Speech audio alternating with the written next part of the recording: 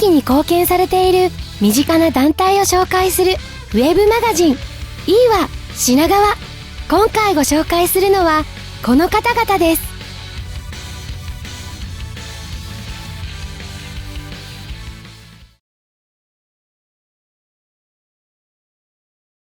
サインフットボール品川は2016年に発足して、今は幼稚部から高校生までだいたい50人ぐらい在籍しているスクールになります。聞こえない人たちも、聞こえる子たちも一緒になっておしゃべりする空間をっていうコンセプトを出してます。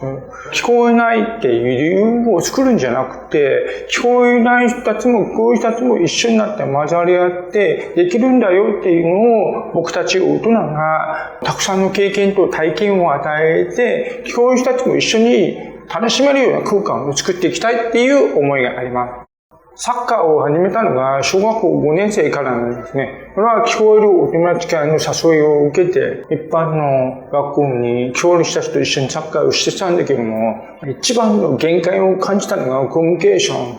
その壁にぶつかった時に、今の聞こえない子供たちも同じような経験させるのはちょっと違うんじゃないかなって自分の中で思ってて、僕の幼少期の苦しい経験がサインフットボール品川を立ち上げるいきさつになってます。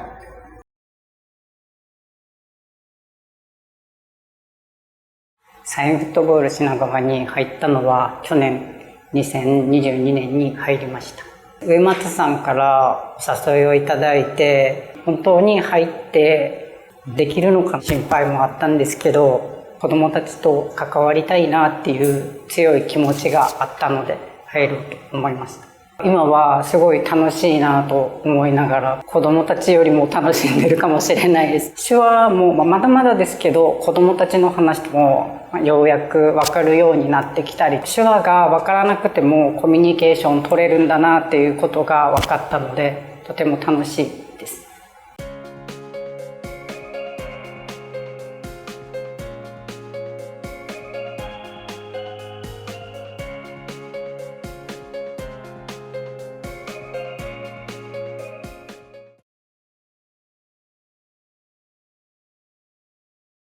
普段のスクールの時に手話はちょっとずつ読み取れるようにはなったけど、やっぱ喧嘩とか手話が早すぎてもう読み取れないのが大変。普段子供たち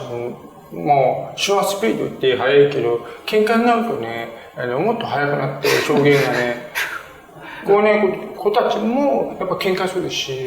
喧嘩はたくさんしてほしいなっていうのは。それは経験としてやっぱり経験しないと、普段から謝るだけみたいな。お互い解決方法って何って、そういう話をしながら解決できるような考える力はやっぱ見つけてほしいな。僕たちはそれを見て学ぶこともできるし、なんかどういう話だったらいい方向に持っていけるかなっていうのは勉強になるよね。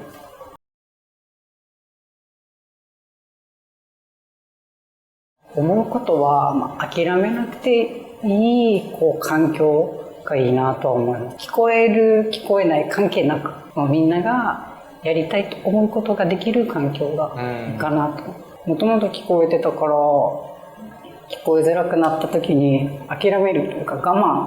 慢はあったから、諦めないでほしいなと思う。聞こえなくと同じく聞こえない子たちもさ、チャレンジしてほしいんだよね。だからチャレンジしていくための環境は僕たちコーチ大人が作っていかなきゃいけないと思うし、2025年にはやっぱりデフリンピック東京開催が決定してるし、区民をみんな巻き込みたい元デフスポーツ、このデフリンピックを通して共生社会の実現に向けてね、普段の生活からみんなが混ぜり合ってもいいんだよって。どうやってコミュニケーションを取ったらいいのかな、わかんないじゃん。でも僕たちがサッカーを通して一緒にやって教えてあげて、そこから帰っても一緒にね、遊べるんだよって、遊んでいいんだよっていうのを教えていけるような2025年、2030年と広がっていけばいいかなって思ってる。